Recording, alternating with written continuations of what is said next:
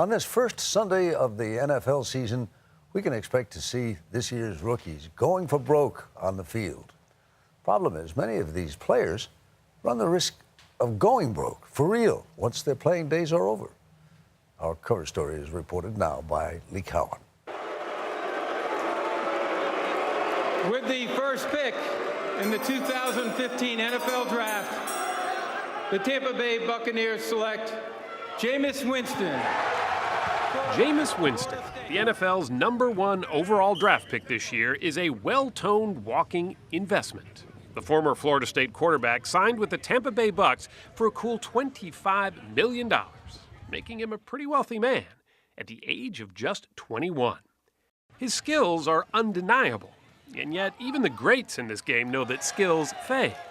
But many young athletes don't think the money ever will. In reality, when I had all that money destroyed everything around me that I love. Keith McCants, once a fierce defensive player, was a first-round draft pick out of Alabama back in 1990. His contract, $7.4 million, plus one of the largest signing bonuses ever offered to a rookie defender. Hey, I feel great. It's a dream come true. So, how old were you when all this was? 20 years old. You were 20 years old, and you became a multimillionaire literally overnight. Overnight. What do you do with that money? I'm like, so I tell you what I did with that money. I lost everything. Where did it all go? I gave it away. You gave it away. Mm-hmm. So who did you end up giving money to? Was it friends? Was it family? Was it? Everybody. Everybody. Yeah. Anybody who asked? Everybody who asked. I was from Mobile, Alabama. I'm green. I'm gullible. I didn't know no better.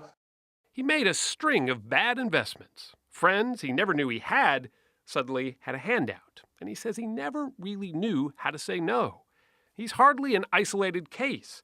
From Mike Tyson to Bernie Kosar to Antoine Walker, there's a long list of pro athletes once worth tens of millions of dollars who filed for bankruptcy. If you take the top 10% of all wage earners in professional sports out, okay, about 90% are in financial distress 5 years after they retire. That's not an official number. It's just what Ed Butowski has seen, managing pro athletes' money for years. I had someone about 3 years ago. He called me. He said, I want to come in and talk about my portfolio. And I looked him up and I realized that this man had made about $70 million in his baseball career. He walked in. I saw he had nothing in his hands. And I said, you told me you wanted to bring your portfolio for me to look at. He says, I have nothing.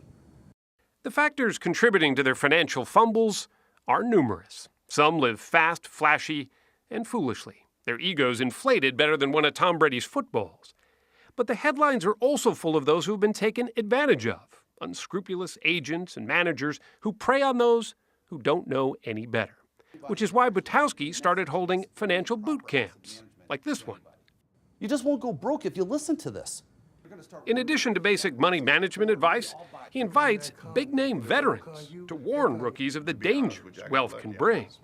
It's scary when young, immature kids get a lot of money into their pocket. That's linebacker Winfred Tubbs, who played with the New Orleans Saints and the San Francisco 49ers.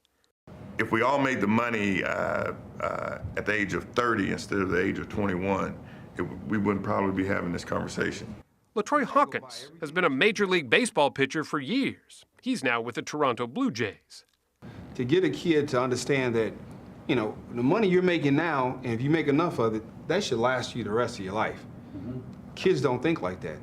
Taking it all in was Christian Covington, a former defensive tackle at Rice University who was just drafted this year by the Houston Texans. I want to be wise. I want to be wise when it comes to football. I want to be wise when it comes to my financial decisions, and I want to be wise when it comes to my off-field actions as well. According to league statistics, the average career in the NFL is only a little more than 3 years. Major League Baseball, about 5. The NBA, right in the middle. But planning for that kind of early retirement isn't on most rookies' minds. You want to spend your money the way you want to spend your money. Former high school phenom Kenny Anderson was the youngest player in the league when he signed with the New Jersey Nets back in 1991. Over the next 14 seasons, he earned around $60 million. But now, nearly all of that is gone. When he made it, his family felt they made it too. And for Kenny, a sense of obligation kicked in. My accountant used to laugh at me sometimes. He's like, you're not even spending your money. Other people spending your money. The first thing he bought as a rookie, a house for his mom. Then he started writing checks to his siblings. I'm giving my sisters and my brothers allowance. They're grown people. Allowance, you know what I mean? How much was the allowance? About, $3,000 to $5,000 a month. His talent and his salary made him quite the catch.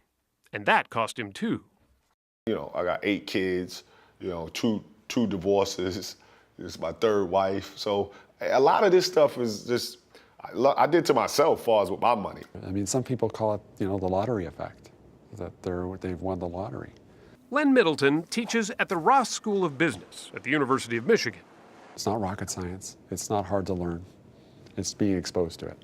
And then the midterm exam is going to be on the 25th. So he started this business course tailored for future pro athletes, although any student can enroll. They have a choice right now. They're at these crossroads, right? And if they gain this knowledge, they're going to be far better off down the road.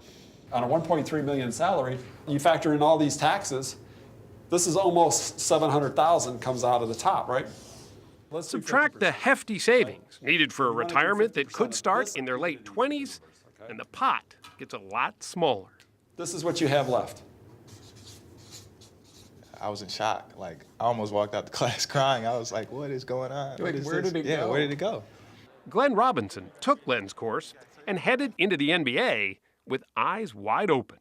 There's some guys in the league that don't even know the pin to their own, bank account. They just expect for people that's handling their money to be able to, keep track of that, and they trust them. Why do you think more colleges are doing classes like this? It's a great question. I have no idea. Hockey star Zach Nagelvoort isn't taking any chances. After being drafted by the Edmonton Oilers, he too enrolled in the course. Now, after working on his fancy footwork at the gym, he goes home to study good financial footing, too. How big a difference do you think this has made? Come by us in 5 years and let's see how helpful it really was. Kenny Anderson had the drive to fight back from his financial defeat. Keep it low, keep your head up. Keep your head up. He now gives money pointers to young athletes as often as showing off his three-pointers. My family's fine, my bills are paid, my house is paid off, I don't have a mortgage, so I'm fine.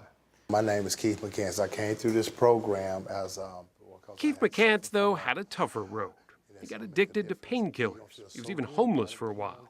His glory days in football, a distant memory. But he found a way to get rich in other ways. So, stinking thinking, you ever heard of stinking thinking? You heard of that? He now counsels those struggling with addictions, just like his. Can I hug you? Thank you. God bless. For McCants, that kind of wealth is the kind that really lasts. The love of money is the root of all evil, and the world loves money. It makes the world go round. It's what you do with it that defines who you are.